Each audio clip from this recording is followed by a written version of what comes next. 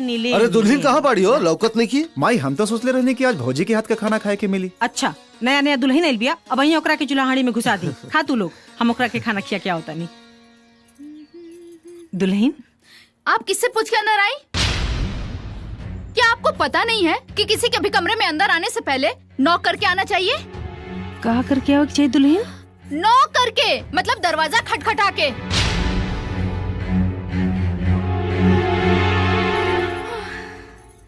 माफ करा दुल्हन, रोज आवे जाए का आदत रहल, यही से ना बुझाइल।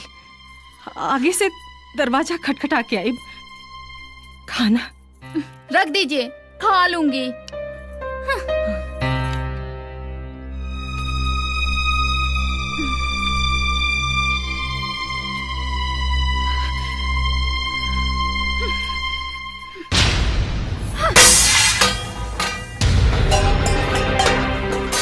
बहू ये का बदतमीजी है, और ये खाना काहे फेंक देलू? ये कोई खाना है?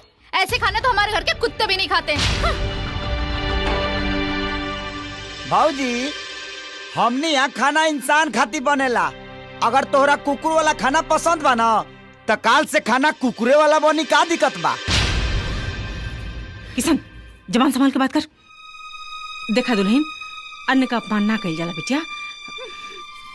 तोरा के खाना पसंद नहीं खे तब काली से तोरा पसंद का खाना बना देवल करब। हाँ। कौनो जरूरत नहीं के अलग से खाना बनावे के। जेकरा के ई खाना पसंद नहीं के वो अपन खाना खुद बना ली। चाय बना तैबे न करेला तो खाना कहाँ से बनी? देखो जुबान संभाल के बात करो। मैं इस घर में इसलिए नहीं आई हूँ कि मैं तुम लोगों के लिए खाना बनाऊं। मैं किसी की नौकरानी नहीं हूँ। तुहार कहे के मतलब का बा भौजी? माई हमने खातिर खाना बनावे ले ते का हमनी का नौकरानी हो गई? वो तुम्हारी क्या है ये तुम ही जानो, मुझे उससे कोई लेना देना नहीं है। भाऊजी तोहरा का हमनी के बियाह के लिए आइल बनी सा, हमनी के भौजी कहले सा और लोग बेटी कहेला। और जब तक ले रिश्ता बा तब तक ले पूरा लेना देना बा। तुम तो मुझसे बात ही मत करो, मैं तो तुम्हारी शक्ल भी नहीं देखना चाहती। तू देखा चाहे मत देखा, हमरा पर कोनो विशेष फर्क पड़े वाला नहीं के। लेकिन एगो बात कान खोल के सुन ला, तू ये घर के बहू हो और बहू जैसन रहे के परी। ओ तो तुम मुझे सिखाओगे कि मुझे कैसे रहना है? सब सीखे के परी, केकरा से कैसन बात कइल जाला और कैसन व्यवहार कइल जाला। भाऊजी हम एक घर के मर्यादा के नहीं की भुलाई, न तो हाथ उठावे हमरो आवेला। किसान ये सब का होता? राम अच्छा हुआ कि तुम आ गए और तुमने सब अपनी आंखों से देख लिया। देखा तुम्हारे पीठ पीछे तुम्हारे घर वाले मुझसे कैसा कैसा बर्ताव करते हैं। हे बिटिया, बिटिया बात सुना, बात क्या के मत बढ़ावा। ऐसा छोट मोट बात था हर घर में होता रहेला। ये छोटी मोटी बात है, सिर्फ थप्पड़ मारना ही तो रह गया था, बाकी सब कुछ तो कर ही चुके थे आप लोग। देख किसान, ते सच सच बताओ, क्या कहली अपने भौजाई का साथे? हमसे का पूछा था? इनका से पूछा। अरे एकरा से का पूछी? एकरा तो एक दिन भी ना बोली घर में आइला। और देख तोरा के हम अच्छा तरह से जानता नहीं, ते ही कुछ कही लोग बे। वाह भैया वाह, एक दिन में तू भौजी के तरफदारी करे लगला। हमने के इतना दिन के प्यार पर भौजी के एक दिन के प्यार भारी पड़ गई। राम बिना जानले सुनले तो हर हिम्मत कैसे भइल अपन छोटे भाई के ऊपर हाथ उठावे के? ये काम तो तोहरा करे के चाहिए बाबूजी। ये इतना देर से अपना भौजाई के साथ बदतमीजी करता, आज तू लोग बैठ कर तमाशा देखा तारा। अरे तमाशा के करता? ई छोड़, ई तमाशा काहे होता ई हम अच्छा से जानता नहीं। बेटा तोरा ई घर छोड़ के जाए के बाना तो जा, बाकी जाए के बहाना मत खोजा। अरे कैसन बात करता नहीं राम के बाबूजी? अरे तू चुप कर। ई तोहार बेइज्जती कैले सिया तो हम चुप रहनी है, अपना दोनों देवर के बेइज्जती कैले सिया तो हम चुप रहनी है, ये हमार बेइज्जती कैले सिया तो भी हम चुप रहनी है। अरे बिना गलती के अपन छोट भाई के ऊपर हाथ उठावले ये हम बर्दाश्त नहीं कर सकत। बेटा तोरा रात के बात याद बानू कि तू हमरा से का बोलला कि तोहार ससुर तोहरा के घर जमाई बनावल चाहता रहे, तो हम तोहरा से का पूछनी, तू का जवाब देला? तो तू कहला कि बाबूजी से पूछ के बताए। अरे हमरा के तो तभी पता चल गई कि तोहार मन में खोट बा, ना तो तोरा बाबूजी के आड़ के जरूरत ना पड़ी। अरे तू तो खुद सीधा जवाब दे सकत रहला, पर ना ठीक बा, तोहरा जाए के बाना प्रेम से जा, पर हमारे एक बात याद रखिया, घर जमाई की हालत धोबी के कुत्ता से भी बदतर होला। अब तो इन्होंने तुम्हें कुत्ता भी कह दिया, फिर भी तुम यहाँ खड़े हो, न जाने कैसे मर्द हो। पायल दुल्हन पायल पायल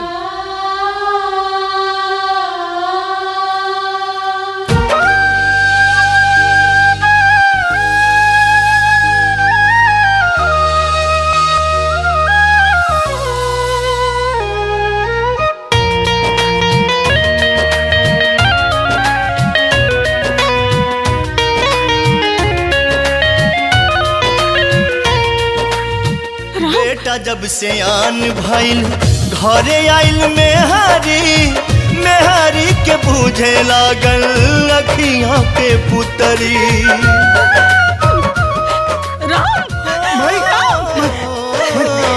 मेहंदी महावर के छूटल नाही रंग हो, घरे में पतोहिया मचावे लागल जंग हो।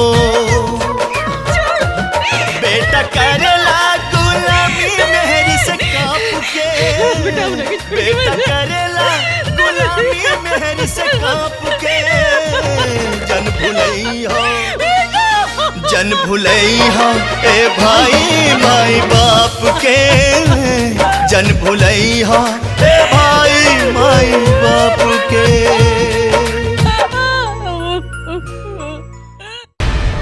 बाबूजी तोर माई कहूँ बाड़ी रे। बाबूजी बाबूजी चल हट।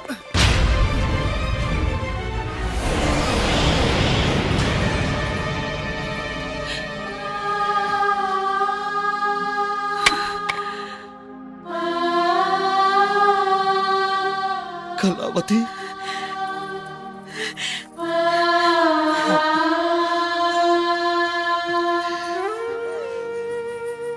कहा रे सोना, जौहन भाई तोहरा के अपना कोख से जन्म देलस, वही के घर के नौकरानी बना देले। बाबूजी तू हमरा के गलत समझता रहा। हम तो तोहर पोती के देखभाल करे खातिर माई के बुलौले रहनी। बाबूजी चुप रह। अब तू हमरा के सिखाइबे? अरे जो तोर माई तीन लड़का के जन्म देके अकेला पाल पोस के सियान कैली। अरे कबू बुलौली अपना माई के? और तय एगो लड़की पैदा करके गांव से अपन माई के बुला के नौकरानी बना दे है। अरे लड़का पाले पोसे के बेवत नहीं के तो पैदा काहे कर ले रे? बाबूजी मर गए ले तोर बाबूजी। चल जा अपन माई के सामान लेके आ। बाबूजी हमार बात तो सुन ली। ए चल तोर सामान कहाँ बा? चल चल।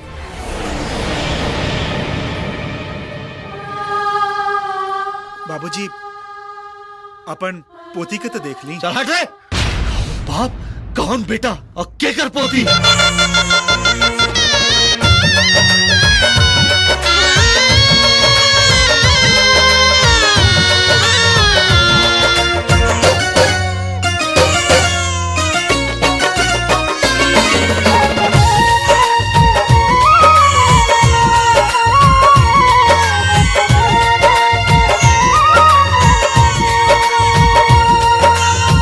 बेटा होला मूल धन, पोता पोत ब्याज हो।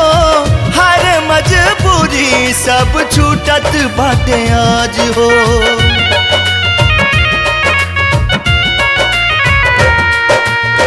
एक बेर जे अपना माई बाप के भुलैबा, धरती त धरती नरक में ना जगह पैबा।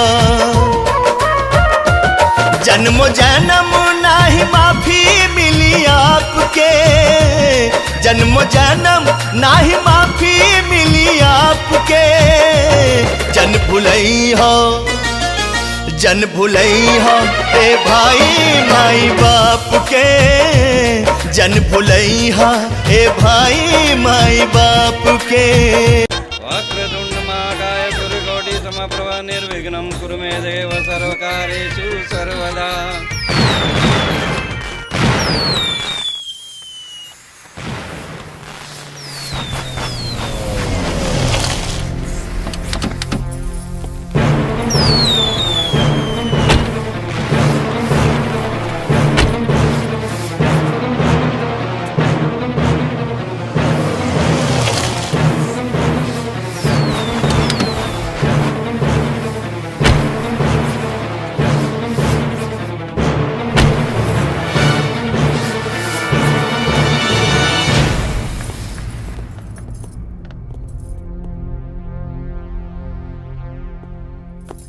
रुक जा लोग। अपना बाप की जिंदगी भर का कमाई तो ले लेला, अब का ले आइल बड़ा लोग।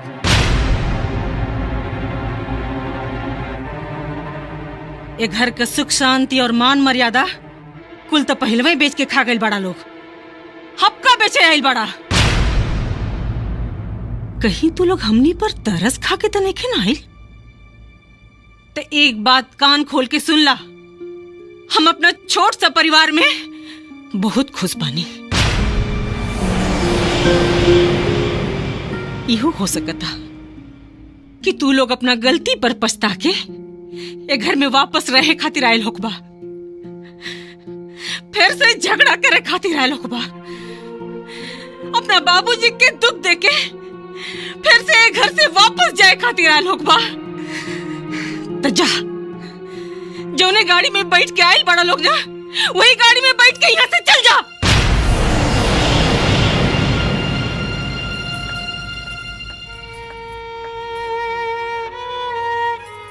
दीदी, रहुआ लोग अंदर चली ना, हम हाथ जोड़तानी, चली ना। शायद रहुआ लोग माँ जी के बात से डरा तानी। माँ जी रहुआ लोग से नाराज नहीं की, अरे वो तो अपना बेटा लोग से नाराज बानी। उहाँ लोग के अंदर आवे से मना कैले बानी, रहुआ लोग के ना। अरे रहुआ लोग तो ये घर के बहू बानी, रहुआ लोग के पूरा अधिकार बा ये घर पर। रहुआ लोग के रोक सकता ये घर में अंदर आवे से? चली ना दीदी, आई ना, चली लोग। दी हमरा के, ए बेटा आवा आवा हमरा लगे, आवा बेटा आवा। चली ना दीदी, आई।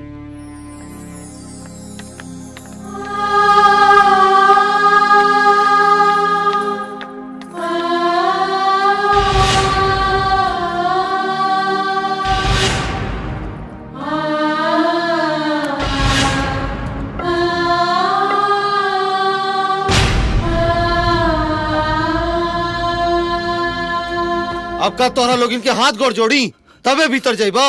बाबूजी हमने के माफ कर दी बाबूजी, हमने के माफ कर दी बाबूजी। हमने के एहसास हो गए कि माँ बाप के चरण में ही दुनिया के हर धाम और स्वर्ग बा। हाँ बाबूजी, हमने के बुझा गल कि अपना परिवार से बढ़ के दुनिया में कोनो सुख ना होला बाबूजी। हमने के माफ कर दी बाबूजी, माफ कर दी। अरे किशन के माई, पूजा पाठ के तैयारी करा, हम लइकन खातिर पड़ाका लेके आवता नहीं। काम आई लाउड स्पीकर में चिल्लाई तब तोरा सुनाई? हाँ, छोटकी के चाय देवे गए रहने।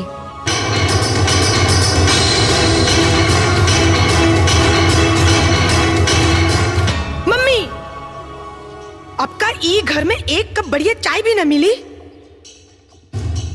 सवेरे सवेरे मूड खराब हो गई।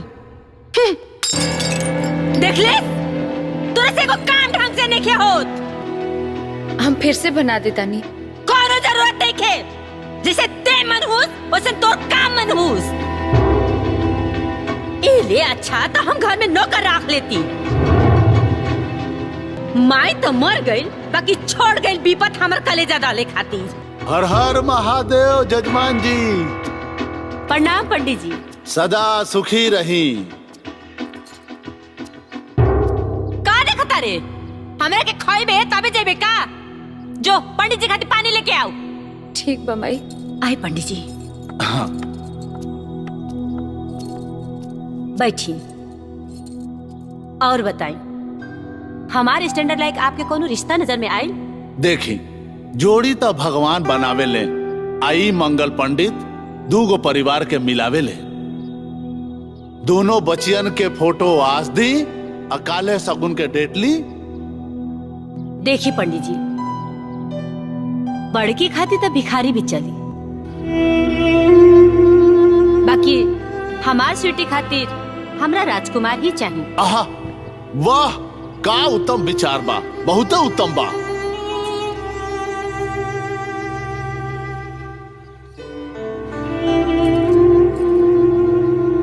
पानी का देखा तेरे मुंह? भाग यहाँ से मनहूस। पंडित जी हाय दोनों के फोटो है। अच्छा, वाह वाह, अति सुंदर।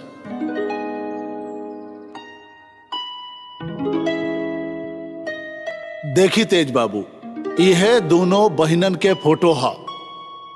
लड़की तो दोनों सुंदर बड़ी सब। हर हर महादेव। ला तू देखा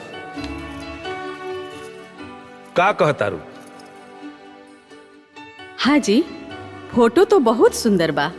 तो काल है होने के जतरो बा, चल के लड़की देख ली। हाँ हाँ काहे ना, काल है चल जा। हाँ हाँ, शुभ काम में देरी ना करे के चाहिए। तेज आई माँ जी बैठी।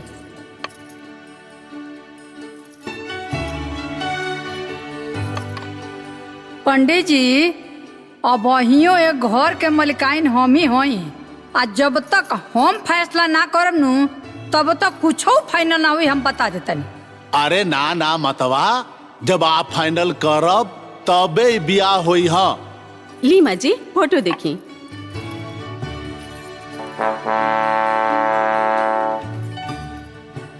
का रे ई खाली एक कागजवा पकड़ा दिल बड़सन का? एमे तो कुछ लौकते नहीं थे। दादी पहले चश्मा तो लगा ली। अरे हाँ रे, का कहीं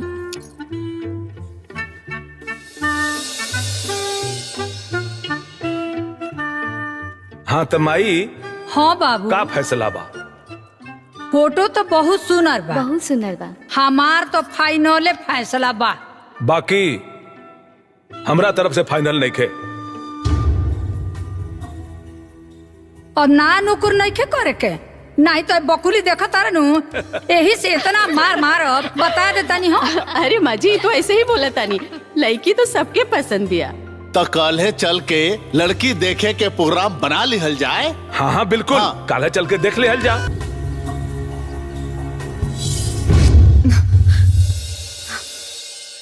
पंडित जी ई के है? यह ही है बड़की बेटी ना। जियत रहा बिटिया, खुश रहा।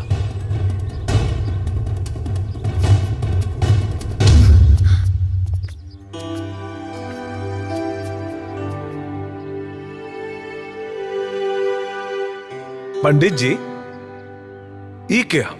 इहे के ना दोनों बेटिया है। रोवा जानता नहीं का? इनके हम कैसे भुलाए?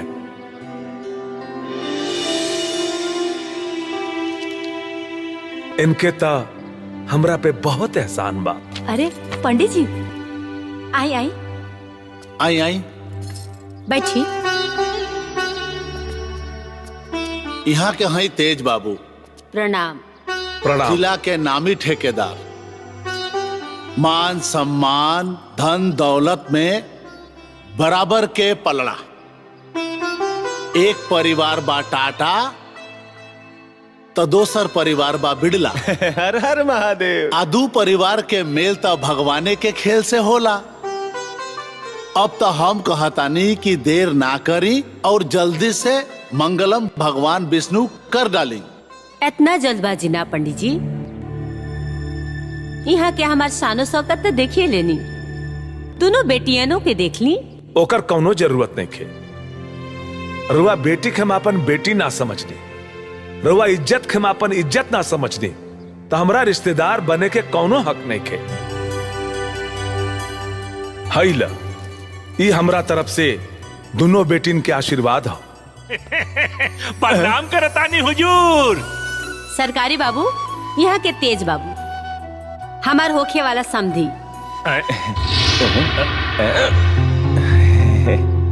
समाधि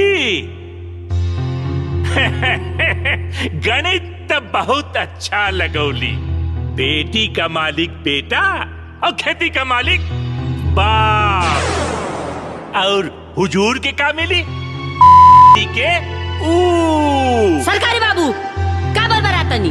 अरे बरबरात नहीं की हुजूर, इनकर असलियत बतावतानी। अरे बड़का हुजूर के ऑफिस में ये गो मामूली खजांची रहल और बड़का हुजूर के दिहल 15,000 के भीख से ई खजांची से ठेकेदार बन गई। अब राउर समय इतना पातर हो गई बा कि राउर बेटी एगो नौकर के घरे का बहुरिया बनी। अरे इतना बड़ खानदान पर एगो नौकर के एहसान। सरकारी आपन औकात में रह के बात करा। तू औकात में रह। भले जूता में चाहे कतनो हीरा जड़ा रहे, ओकर जगह पैर में ही होला, कपार पे ना।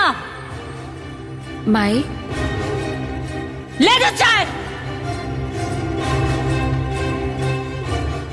नौकर के औकात जमीन पर बैठ के जुठन चाटे के होखेला, ना कि सोफा पे बैठ के चाय पिए के। तारा देवी, इतना घमंड ठीक नहीं खे। काहे से कि घमंड भगवान के ग्रास होला, और फिर इतिहास गवाह बा कि घमंड करे वालन के घमंड जरूर टूटेला, और तोहरो घमंड जरूर टूटी। के तूरी हमार घमंड।